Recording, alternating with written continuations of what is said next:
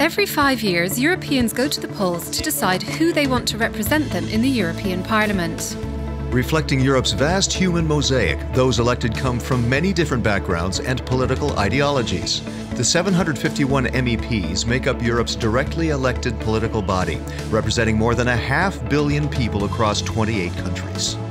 In the last 4 European elections of 1999, 2004, 2009 and the last one in 2014, the European People's Party prevailed each time as the leading political force in the Parliament.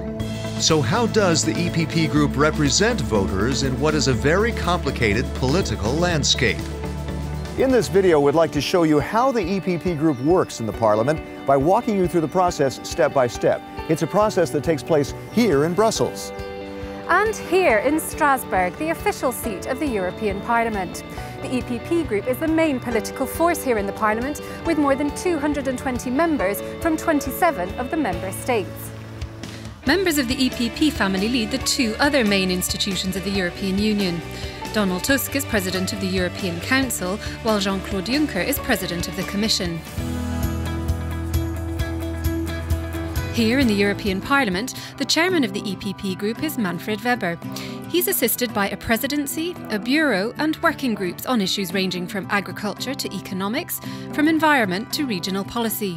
At the very top of the EPP group is the presidency, and it's meeting right behind me. It's composed of the chairman of the EPP group and 10 vice chairs who head working groups and other parliamentary activities. Those include budget and structural policies, economy and environment, home and legal affairs, foreign affairs, communication strategy, parliamentary work, relations with national parliaments, neighborhood policy, Euro-Mediterranean dialogue, and a think tank called the European Ideas Network. The presidency is the main decision-making body of the EPP group. Together with the heads of national delegations and others involved in the Parliament's functions, they make up what's called the group's bureau. Now let's see how it all works.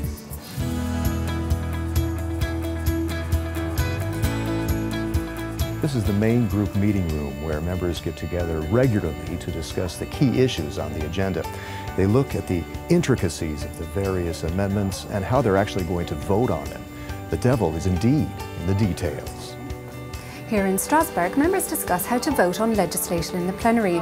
The group's authors of the proposed laws explain the proposed amendments and, of course, the state of play of the negotiations with the other political forces. Reaching these decisions is not easy. It involves building consensus within the group, taking into account sensitivities in different member states, and strongly held views of individual members. And it involves working with other political groups to finalize legislation. Once the legislation is approved by the EPP group, as well as by the other political groups, it goes to the plenary to be debated and voted on. But how and where does it all begin? And what are the intricacies of the legislative process? Joining us is Lara Comi, Vice Chairwoman of the EPP Group. Ms. Comi, can you walk us through the process? Al Parlamento discutiamo e approviamo molte leggi che interessano la vita quotidiana dei cittadini.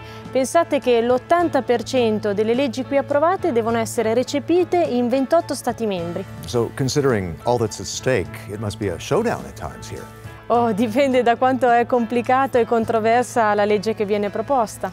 And how does it all start? Where does it all start?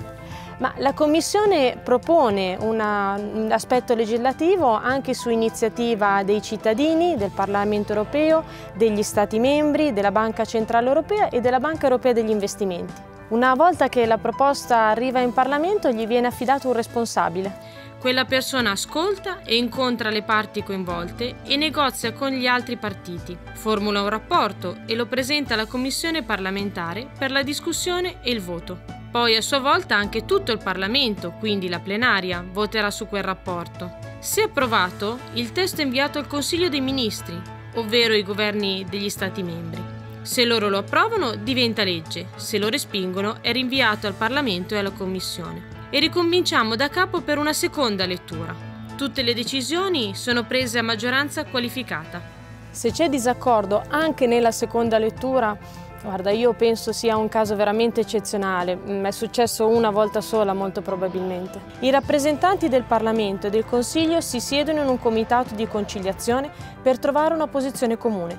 Il risultato è votato dal Parlamento per la terza volta, senza emendamenti. Se approvato diventa legge, altrimenti la proposta decade.